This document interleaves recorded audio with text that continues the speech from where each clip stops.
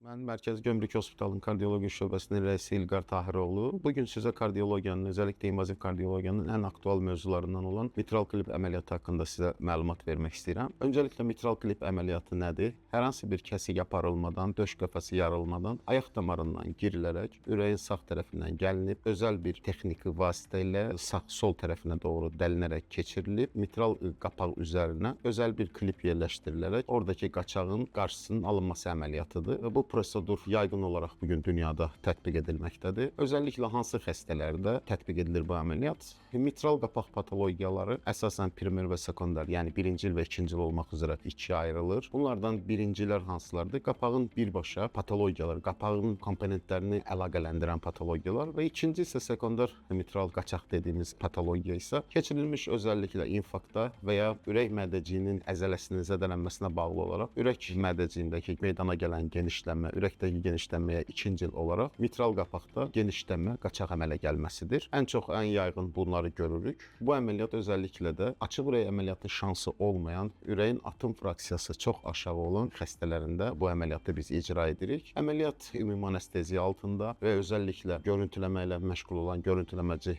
kardioloqlar tərəfindən transözofagiyal, yəni zond uddurularaq ürək arxa tərəfdən görüntülənərək və qapağın bütün anatomiyası dəyərləndirilir və ona uyğun olaraq da dediyim kimi ayaq damarından girilərək mitral qapağa müdaxilə edilir. Kliplər bir neçə növü var. Razmerinə görə də, ölçüsünə görə də dəyişir. Bəzən 1, bəzən 2, bəzi xəstələrə isə 3 dənə klip yerləşdirilə bilir. Genəldə isə 1 və 2 klip kifayət edir. Patologiyasına və qapağın vəziyyətinə görə dəyişir bu patologiyalar. Və ondan sonra xəstə ayıldılır və bir gün sonra da xəstə hər hansı bir fəsad, komplikasiya yaşanmazsa, xəstə evinə rahat bir şəkildə göndərilir və özəlliklə bu tez-tez təkrarlayan xəstəxana yatışları, ciddi ağciyər ödəmləri, ağciyərin içində su toplanması və bu tip şikayətlərlə tez-tez xəstəxanaya müraciət edən xəstələrimiz və açıq cərrahi yolu ilə bu patologiya ortadan qaldırıla bilməyən xəstələrimiz üçün bu əməliyyat bir işıq yeridir və bu əməliyyat sonrasında qapaqdakı qaçaq ortadan qalxdığı zaman və xəstənin səhhətində və istifadə etdiyi özəlliklə sidik qovucu dərmanlarda ciddi şəkildə azalma müşahidə edilir və dərman müalicəsini azaldırır. Xəstə bu əməliyyatdan sonra